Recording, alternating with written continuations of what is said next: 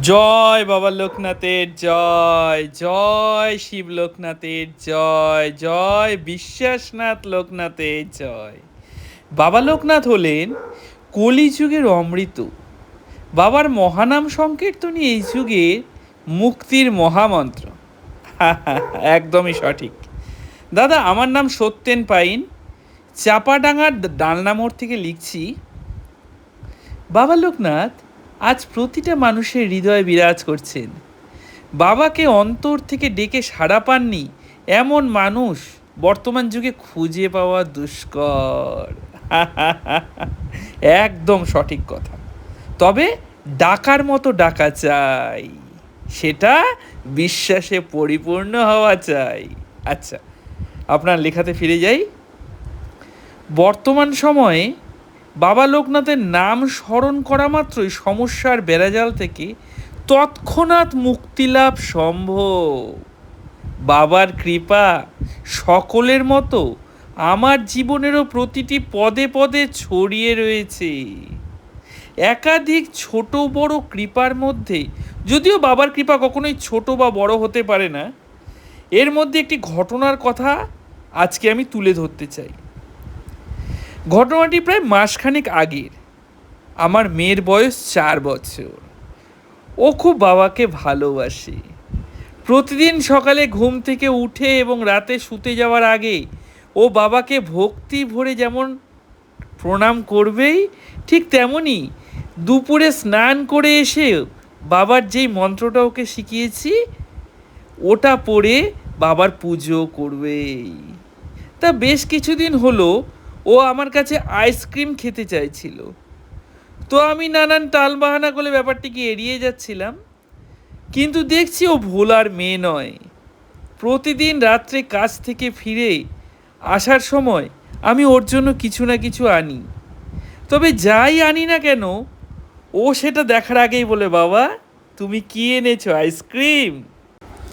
খারাপ যে একদম লাগে না তাও নয়, তবে মনে একটা অজানা ভয়। একে তো রোদ, আবার বৃষ্টি, তার ওপর মেয়েকে আইসক্রিম এনে দিলে হিতে যদি বিপরীত হয়। এই জন্য ইচ্ছে থাকলেও এই দুঃসাহসিক কাজটি করে উঠতে আর পারছিলাম না।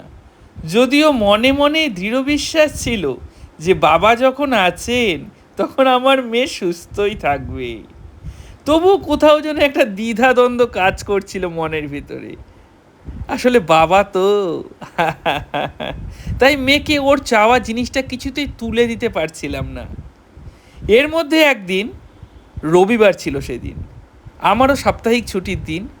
কাজেই আমি বাড়িতেই ছিলাম, বাথরুমে সেভিং করছিলাম। ওখান থেকে শুনতে পাচ্ছিলাম রাস্তা দিয়ে আইসক্রিম আইসক্রিম বলে কেউ চেঁচাচ্ছে। প্রথমে খুব একটা আমল দেয়নি। হঠাৎ করে মনে হলো পিঙ্কি আবার যায়নি তো আইসক্রিম শুনে। গালে শেভিং ক্রিম লাগানো অবস্থাতেই বেরিয়ে আসি। এসে দেখি হ্যাঁ, যা ভেবেছিলাম তাই। মেন গেট খোলা দেখে পিঙ্কি বেরিয়ে গেছে আর আইসক্রিমের গাড়ির সামনে দাঁড়িয়ে আছে, আর লোকটিও আইসক্রিম বের করে পিঙ্কিকে দিচ্ছে। আমি দৌড়ে সামনে গিয়ে মানা করতেও দেখি লোকটি আমার কথা অগ্রাহ্য করে আইসক্রিমটি পিঙ্কির হাতে তুলে দিয়ে ফেললো। আমি তখন তাকে বললাম, আচ্ছা বেয়াদব লোক তো মশাই, আপনি জানেন না এখন কি অসুবিধে চলছে? চারিদিকের ওয়েদার, এই রোদ, এই বৃষ্টি, এইটুকু বাচ্চা মেয়ের হাতে আপনি এটা তুলে দিলেন। আর হ্যাঁ, পয়সাটা কে দেবে? এরপর দেখি উনি হালকা করে মুখ উঠিয়ে আমার চোখে চোখ রেখে আলতো হেসে বললেন, পয়সা নিতে তো আসেনি, আপনি নিশ্চিন্তে ওকে বাড়িতে নিয়ে যান, ও সুস্থই থাকবে। এই বলে উনি চলে গেলেন। আমি কিছু একটা বলতে যাচ্ছিলাম, কিন্তু ওনার কথা দৃঢ়তার সামনে আমার সমস্ত শক্তি ম্লান হয়ে গেল।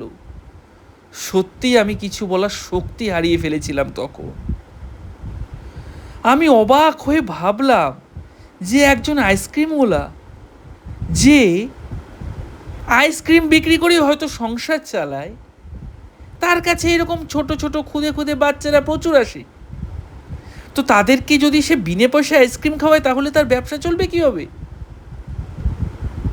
কিন্তু কি অদ্ভুত দৃঢ়তার সঙ্গে সে পিঙ্কির হাতে আইসক্রিমটি তুলে দিল এবং তার পরিবর্তে দৃঢ়তার সঙ্গে আমাকে বলল যে পয়সা তো নিব না, পয়সা তো চাইতে আসেনি, আরও সুস্থই থাকবে, এই কথা বলে তিনি চোখের নিমিষে চলে গেলেন।